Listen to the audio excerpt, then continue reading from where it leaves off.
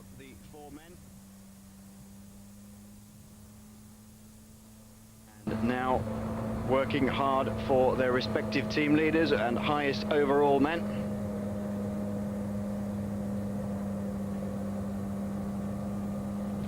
Filthy weather today. It was absolutely pouring over the top of the Vuelta, which was the fourth climb of the day, second category climb. And as you can see, it's been cold. They've still got the leg warmers on and full finger gloves. Not a nice day. Mind you, if you're driving this fast, if you're riding this fast, it keeps you a bit warmer, doesn't it? And there's no chance of them hanging about. Things are very nervous within the peloton. They have been all the way through this race, and there's no reason that it will be finished today. Incidentally, when we go back to the peloton, and you will see the Kelme and Gerolsteiner riders working very hard at the front. The guy sandwiched in the middle with the red shorts and the red bands on his jersey is actually a Gerolsteiner rider. That's Georg Toschnig. He just happens to be the national champion for Austria. And that's his national champion's jersey. CSC now coming towards the front. Just on the left of your screen, they are the ones with the black shorts and red and white tops.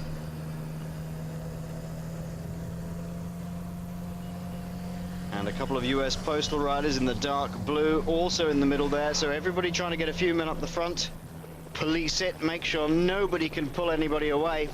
But at the moment it's Gerolsteiner doing most of the work, sharing with Kelme for Rebellin and the overall leader Valverde. And they're going to have to work hard for Valverde. Valverde is maybe at the top of the pecking order at the moment, but his next best teammate is 36th overall, and then down to 86th.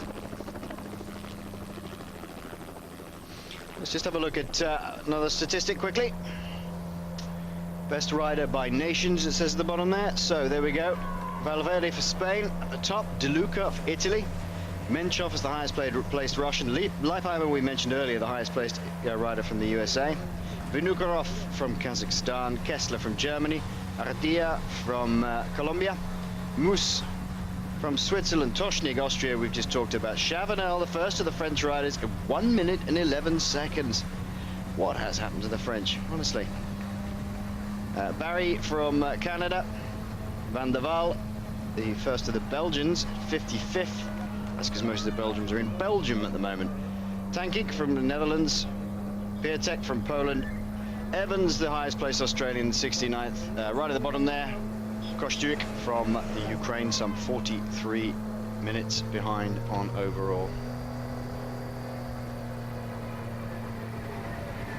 Gives you a good idea, doesn't it, of all the cavalcade that goes with the Tour. Now, if you can imagine this sort of level of motorized traffic before and after something like the Tour of Flanders or Paris-Roubaix, you can see why it can become absolute chaos. In fact, last year, if you remember in Ghent-Wevelgem, I think it was last year, when Mario Cipollini was attempting to do something that hadn't been done before, I think, and win a fourth Ghent-Wevelgem. He managed to get knocked down by one of these passing motorcyclists. It's very easy to do, and you quite often see it in a Tour or a one-day race. It's very difficult to avoid, especially if somebody makes a quick break or on a descent or something similar. It's very difficult riding a motorbike to just see a bike zipping through. Not that they shouldn't, I'm not excusing them, but it is quite difficult for anybody to do anything. Tyler Hamilton in the new colours of Phonak for him. He doesn't look particularly happy to me this year. He doesn't look quite settled in yet. That's not surprising. It's a new team after all. They're building it around him for major Tour victory. He's saving himself for the big one this year, the Tour de France. He's also going to be doing Liège-Bastogne-Liège again, which he won last year, of course, for CSC.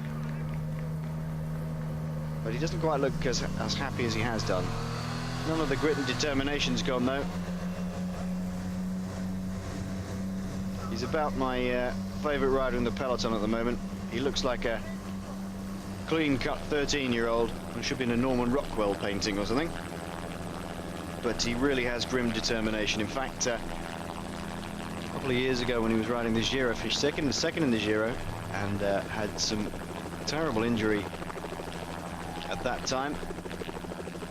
It was his shoulder blade that he'd broken at that time, or cracked. In fact, he had, after the Giro, he had to go to the dentist and have dental treatment on his molars to have them all recapped because he was in so much pain.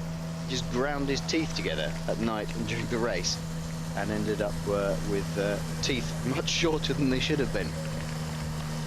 And of course, last year rode with a broken collarbone, and even won a stage in the Tour de France. We like men like that.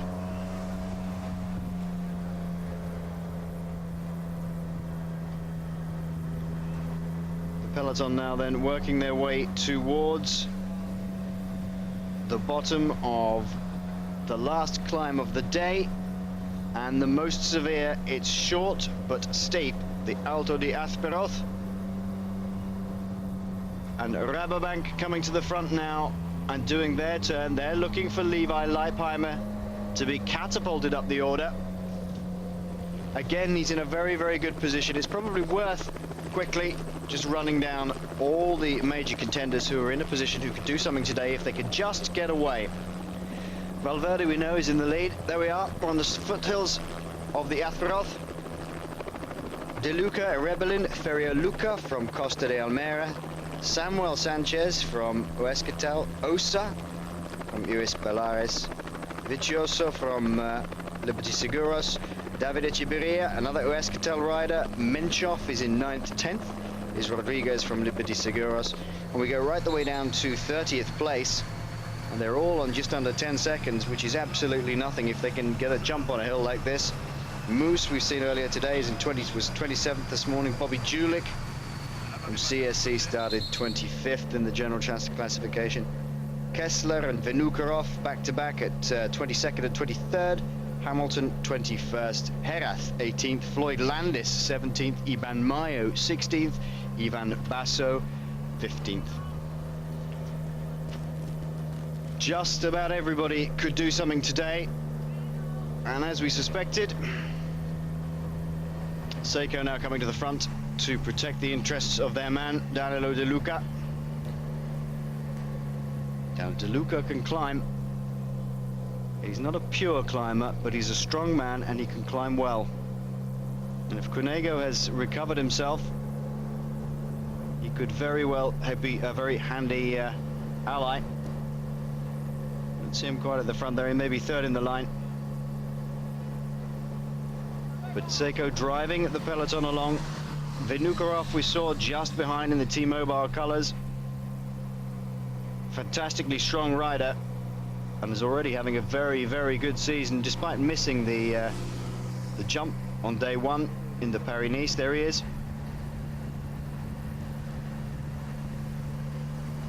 And this man is another power climber. You don't want him to get a jump on you at any stage in a race, because if he can get 20 or between 10 and 15 seconds on anybody, he can just ride away from them.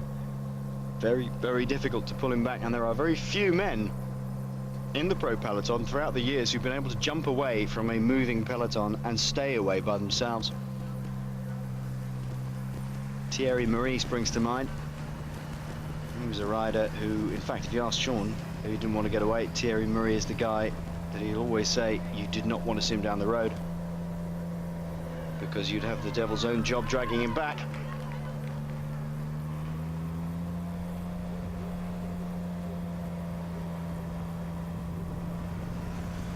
Well, the pace very, very high.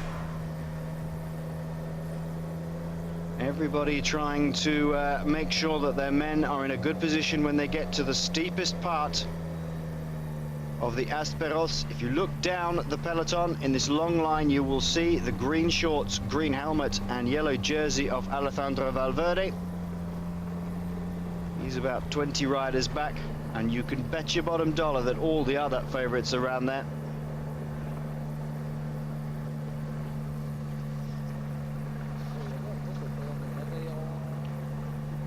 before we get to the final showdown then, let's just have a quick look at fourth stage winners over the years. Pinotti in 2003, Pelazzotti, another Italian, in 2002, and then 2 for Castrosana for Spain in 2000 and 2001. Laurent Jalabert in there, Alberto Elli in there, Jalabert again in 96, Frattini, Tony Rominger, look at that, 94 and in 92. And David Cassani, one of my colleagues here at Eurosport now, as a commentator, commentating for Italy in 1993. Castrosana out of interest, and I think Morenhout was in there, and Frattini and Rominger have all won at Lekumberri, in fact, where we finish today. 7 kilometers to go then to the finish. The pace being kept very high indeed by the Seiko team, and Vinokurov still in there in third, looking very comfortable, just shadowing the pace. Further down the line, Alejandro Valverde, and they'll be pushing all their major contenders up towards the front now. Iban Mayo will be looking to jostle into a good position. Not many Escatel riders here on the front, are there? That's a bit worrying. I wonder where they are.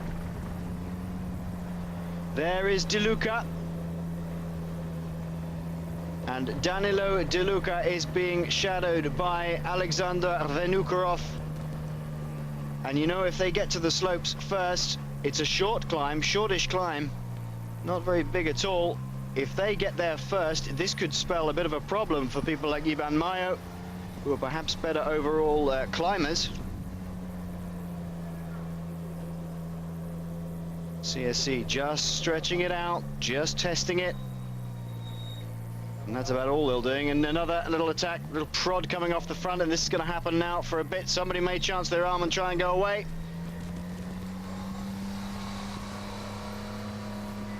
I think that's Rio again, who's making a move. No, Mercado, beg your pardon. And Mercado can climb. He's a good climber. With 6 kilometers to go, maybe he can stay away by himself. And Moto 1 quite rightly staying with him, just to see how far he can get. Well, he's got to jump from the main peloton, but look who's coming up behind them. That is Alexander Vinokurov. He has decided he's going to go for this one. He's not going to let Mercado get away. He knows Mercado can climb.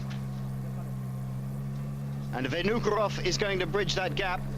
And somebody also is hanging off the back of Vinokurov. It's certainly not Danilo De Luca. And it's one of the CSC riders. It's not Bobby Julik. I think it's Jens Voigt again who's giving it a prod. And Floyd Landis also trying to make the gap, and he knows he can climb as well. He's a big, strong man. He's the sort of man who's been tremendous help to Lance Armstrong over the last couple of years. He uses his strength on the bottom of a climb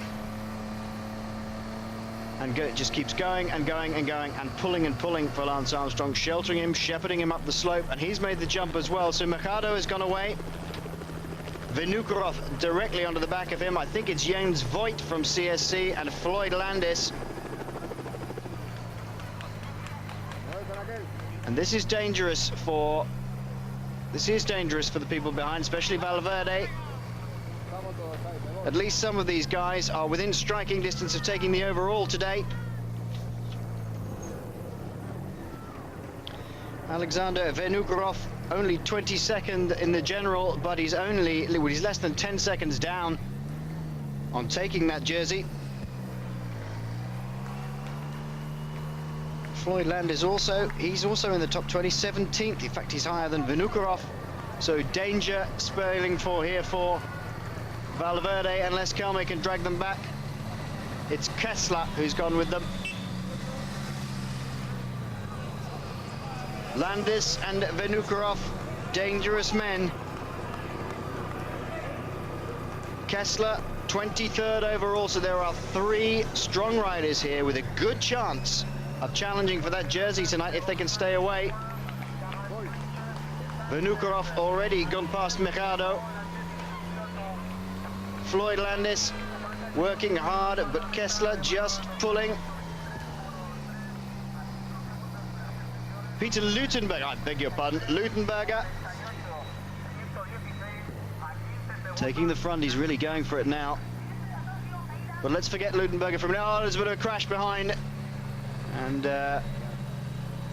no harm done to major people, except Iban Mayo has been held up, but he didn't hit the deck. Now, this looks like the back of the peloton, and Mayo's going to have to really work hard and work his way all the way through now. The last thing you want, what is he doing down there in the first place, is what you got to ask. Unless it was something that happened at the front of the peloton. But let's face it, if Iban Mayo wants to contend overall for this, he shouldn't have been anywhere near those people. His team should have been around him and shepherding him and looking after him and making sure that none of these other riders fighting for bits and pieces and scraps were threatening him, keeping him out of trouble. It could be a very costly mistake for Iban Mayo. Floyd Landis looking immensely strong. He's gone up to the shoulder of Peter Lutenberger and gone straight past him. Floyd Landis now giving it death. This, the final climb of the day, the Alto di Azpirotz. 605 meters, but a category 1 climb. Landis is looking pretty cool, pretty strong at the moment. No real mask of pain on his face yet. And he's gradually distancing himself from Lutenberger.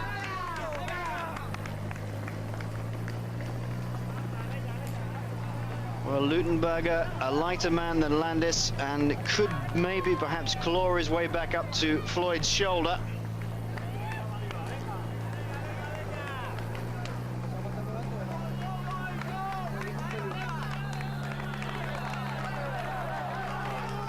Well, Floyd Landis looking very comfortable indeed. He's done this so often for his team leader Lance Armstrong in the Tour de France and in other races, and Euskaltel now coming to the front of the main peloton. And it's about time, quite frankly. If they want to protect anything for David Echeverria or Iban Mayo, they've really got to work on the front. And looking over their shoulders, I think they're still looking for Mayo, wondering where on earth he was. I think that was Jaime Zabeldia looking over his shoulder. And they've worked hard enough to drag Floyd Landis back. Well, that's good work. That is good work. Landis sits up. He knows he's finished for that charge. 4 kilometers to go. They're still looking over their shoulders. I'm sure Iban Mayo is off the back somewhere. I'm absolutely positive of it. He went down earlier in a touch with one of the Costa Almera riders. And he was forcing his way back through the peloton. Now, he should have been able to get back pretty soon. Somebody should have been dropping back to help him. I just don't think it's happened. I don't think he's going to make it.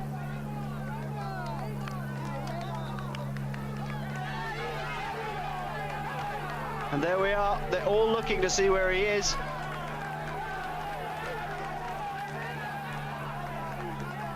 Echeverria. This David Echeverria has decided he's got to make his move now. David Echeverria well up in the overall. In fact, he's higher overall than Iban Mayo, but not really the leader. He's done very well here in the past. He's been a second place man overall.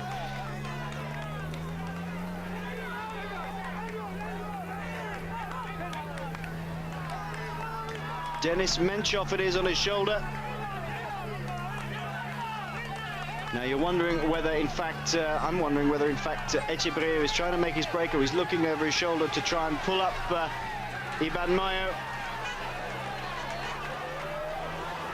who the graphic, in fact, there said that he'd got on the back of these 3. It didn't look like Mayo earlier. Look at these Basque crowds. Fantastic scenes here on the Azpirotz. I think if that is Mayo that's got back up to the front four and they dragged back Floyd Landis, I'm not sure Mayo's got the strength to stay with it. And Etcheverria is doing all the work at the front. He keeps looking over his shoulder. Dennis Menchov. Dennis Menchov, in the time that we just saw that crowd there, has taken his opportunity.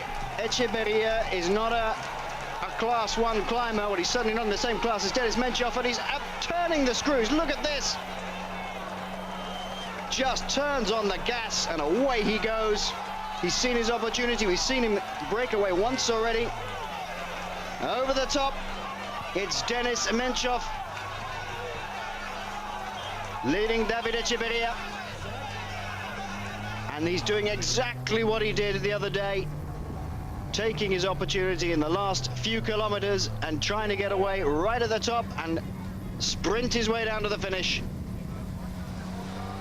Well, you've got to say, if he does this, he deserves it.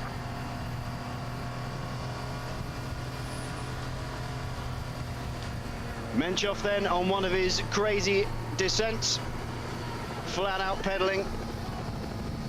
Let's see if he can manage to overcook it today. I don't think it's quite as difficult or quite as tight in some places as it was on stage 1. 2 kilometers to go, and he's not going to get caught now, surely.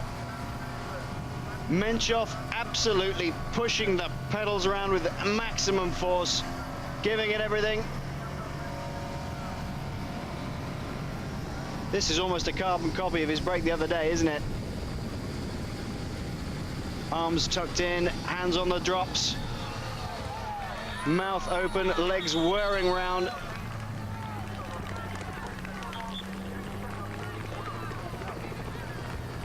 You can tell from this overhead picture just how fast they are traveling. He's going to have to watch some of these slight run-ins.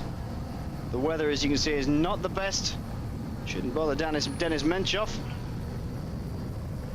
And it's downhill still. He's got the advantage of that, and he's making every second count. 11 seconds back to David Etcheverria, and there is Valverde. You could see Valverde in the yellow top with the green helmet just on the front of the chasing peloton. Dennis Menchov with just 1 kilometer to go, and surely he's going to make good on his promise of the other day. The promise he showed in breaking away is just to be swept up by Iban Mayo et al. On stage 1. Now surely he's got to stay away to the end, and David Etcheverria coming under the 1 kilometer banner. That kite is a welcome relief to just about everybody, but must be an extremely welcome sight for Dennis Menchov.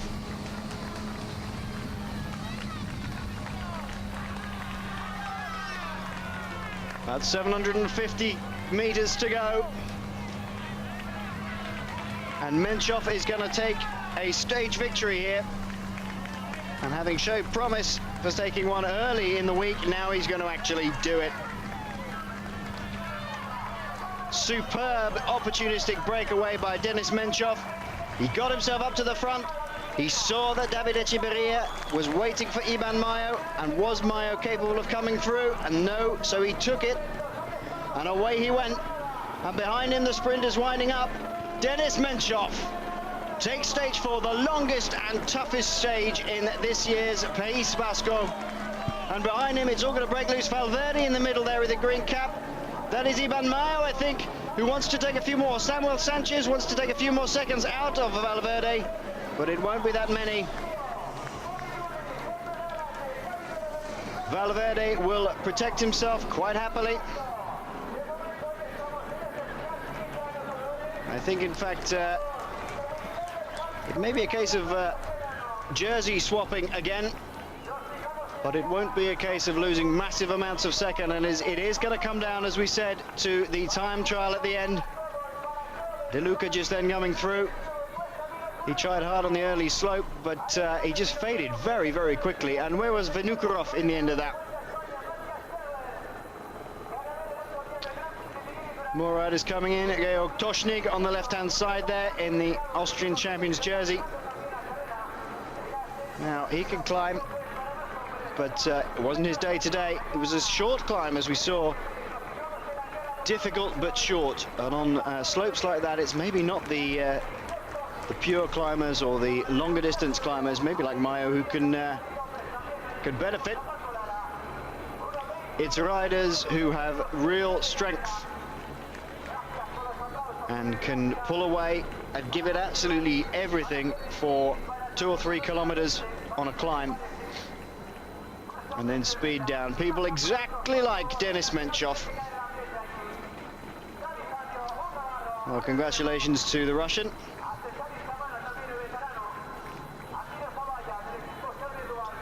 He did a similar breakaway on stage 1, tried to get away and was just swept up within the last kilometer or so.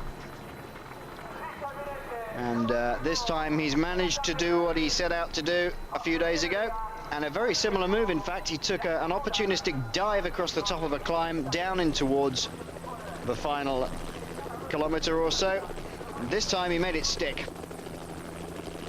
David Etcheberria just didn't have the strength to go with him after a while, although he tried. Etcheberria, in fact, getting swept up by the peloton. He could have taken the lead tonight. Let us have a quick look at how far down the overall Denis Menchov was, because, you know, he could mathematically take that jersey. Denis Menchov starting 9th this morning, and he will take over the overall, because within the top 30 there was just hardly any seconds gap between them, 8 seconds in fact. And you can see on the top right hand corner of the scoreboard there, 13 seconds to when I think it was Sanchez who brought the people over. It was indeed. De Luca was 3rd, Valverde 4th, Luca and Bobby Julik, another good result for him, all coming in 14 seconds back, which means Denis Menchov will take that yellow jersey tonight. Not only that, but he'll be the first rider in this year's País Vasco to actually put a few seconds between himself and somebody behind him. Fantastic opportunistic break by Menchov. They just weren't looking for him, I don't think. Everybody was looking around for some of the other big names, especially Mayo. The Escatel boys were caught napping because they were waiting for Mayo to come and join them from his spell. And if you just take your eyes off things for 2 seconds, that's what can happen. Menchov, seeing that Etcheberria was likely to make a move and jumping on it, and nobody really reacting, and they should have done, because Denis Menchov has taken the stage today quite convincingly. Very, very astute piece of riding by the Russian.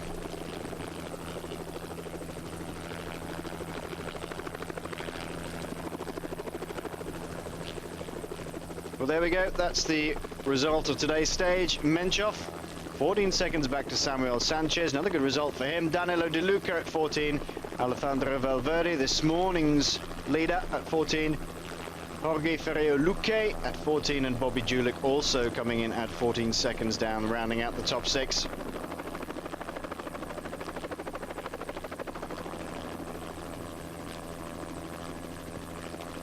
Denis Menchov been here twice before for this race. 36th was, I think, his best result. 14th last year, 36th the year before. 7th, Garete Rebellin in 8th, 14 seconds, so he hasn't lost too much time. Floyd Landis also at 14. Mayo, Leipheimer and David Etcheberria all getting swept up by that lead pursuing group. 14 seconds, as was Ivan Basso. Tyler Hamilton, a big loser there, 26 seconds back from Menchov, as was Serrano, Lutenberger, Cunego, 39 seconds back, and Cloden, former winner here, at 39 seconds back. So things today have just been strung out a little bit.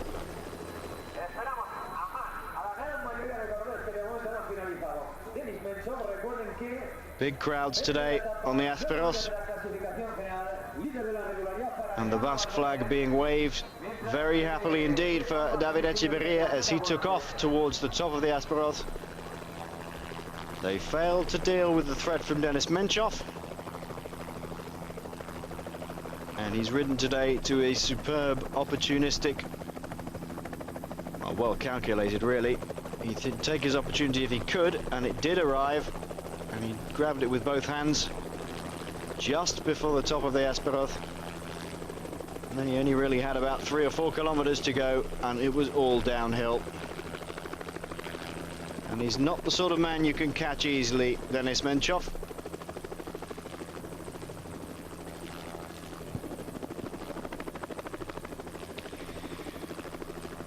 Menchov had a good Paris-Nice this year. In fact, he won one of the stages. I think the stage to Gap.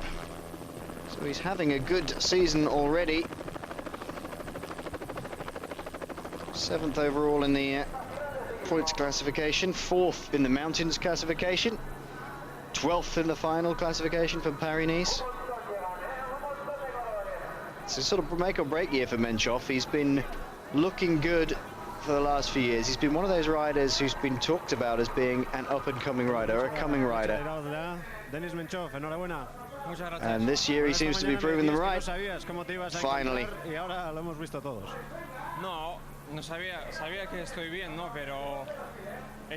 Riders still coming in over the top of the Azpirotz.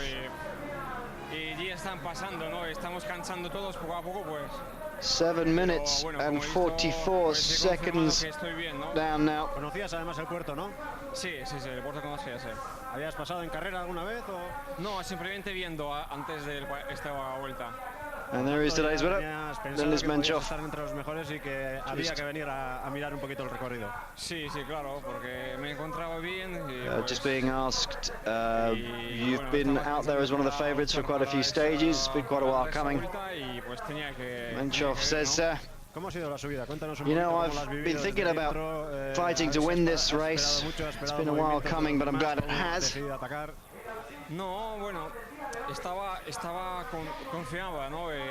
Que podía estar adelante, pero bueno. Dennis saying, I was pretty confident I could sit there and see what everybody else was going to do, but I was confident I could escape if I needed to. And as you know, it came out pretty well in the end. Mayo and Luca were near the front, as was David Etcheverria, and he did a pretty good job for Ivan. Eso tampoco era, ¿no? Que quería soltar a David, no, pues había que probar, ¿no? Pues he hecho final de subida muy fuerte y pues I had to prove myself and test myself against David, who went away, and luckily I came out by myself. Interviewer just asking, do you think you can win? Well, I'm enjoying it so far, he said. It's always good to win a stage. It's a pretty high-level race, and you know, winning a stage is pretty good for me. We'll see what we can do. Well, we've had about 4 or 5 people now we've been asked, can you win this race? And the plain fact is that 4 or 5 of them can. It's an early start tomorrow, says Menchov. It's a 7 o'clock start for me to get to the time trial. And remember, we are covering both stages tomorrow here on Eurosport, the time trial in the morning. I'll give you those times in a second, and also the final stage in the afternoon. It's a split stage day. 11:30 CET, we'll be doing the 8.5 kilometer time trial, and then at 16:45 CET, that's 15:45 UK time, we come back for the Lascaux to Lascaux final stage. Well, Dennis Menchov just rounding off his interview there by saying, well, I'm going to go for it, you know. I am going to go for it. And there we are. That's the overall confirmation. Menchov takes the yellow jersey today from Alejandro Valverde by 14 seconds. And De Luca and Sanchez and Ferrio and Rebellin by 14 seconds. Now, 14 seconds doesn't sound like very much, but tomorrow's time trial is a very short, steep, cobbled time trial in places. And if the weather's like it's been here today, it could be extremely difficult indeed. Osa, David Etcheverria, Beltran, Leipheimer, Basso and Floyd Landis still all on 14, so it's going to come down to who's strongest and fastest and who can take more risks over a short time trial course tomorrow. I wouldn't think that they're going to really go for it on the Lasco to Lasco final split section. But congratulations to Denis Menchov today. A marvellously taken piece of riding. A great victory. And I have to say, not enough people looking around and covering themselves against Denis Menchov. Too many other big name riders looking at each other.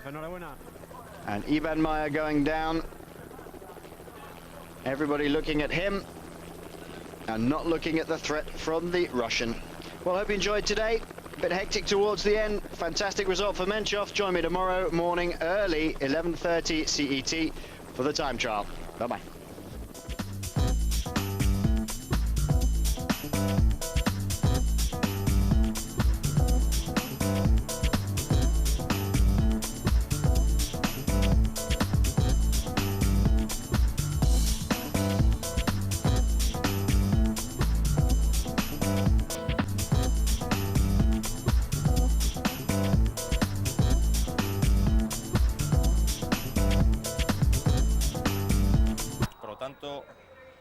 Suponemos que por Urquillaga ha pasado entre el Alto de Olaverría de tercera categoría, pasará por delante Voigt, segundo será Unai. Esperemos, Arsenio. si es que no les coge el grupo de atrás y no le deja disfrutar esos puntos. La verdad es que está súper emocionante, no solamente la clasificación por la general de la carrera, sino también el Gran Premio de la Montaña. La verdad es que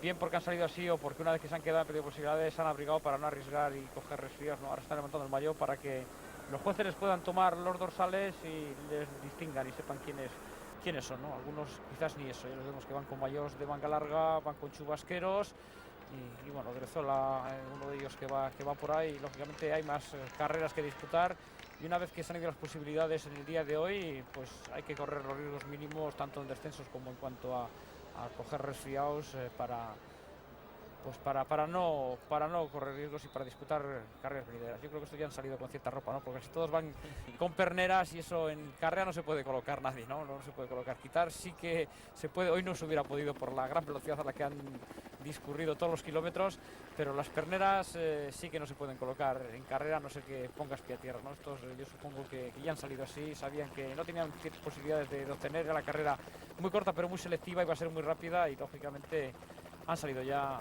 súper abrigados pues para no pasar penalidades climatológicas. Bueno, pues ya hemos visto lo que ha ocurrido en el sector de esta mañana, el primer sector de la Vuelta Ciclista al País Vasco, el matinal que siempre suele ofrecer sorpresas. Hoy tampoco ha ocurrido nada que no esperásemos. Ha habido ataques de Euskaltel Euskadi, es el equipo que más lo ha intentado, como esperábamos. Y Jan Boy también. Y Jan Boy. Pero Denis Menchov ha vuelto a demostrar el líder, que es, si no es el hombre más fuerte, es de los más fuertes de la carrera. Ha aguantado muy bien los ataques de David e Iván Mayo en la Azcaumendi e incluso se ha permitido el lujo de atacarles o mirarles para atrás. Yo creo que iba sobrado. Sí, iba sobrado, se ha hecho una pequeña negociación, dice, ojo, que aquí estoy yo, voy más fuerte que vosotros, ya ves cómo me voy, pero bueno, os voy a esperar. Pero bueno, no, también no se han conformado ni les ha intimidado porque David ha intentado en el descenso y luego un poco en el llano irse, ¿no? La verdad es que ha demostrado que está fortísimo. Y la general, de cara a la crono de la tarde, ha quedado de la siguiente manera, con Denis Menchov en primera posición, David Echevarría 13 segundos, Iván Mayo a 15 y después un grupo de 7 corredores más a 29 segundos. A la tarde estaremos otra vez en directo para contarles todo lo que ocurra en esa contrarreloj en Azcao de 8,5 kilómetros que decidirá, si no está ya decidido, quién es el vencedor de esta edición de la Vuelta Ciclista al País Vasco. Hasta luego. Hasta luego. Y actúa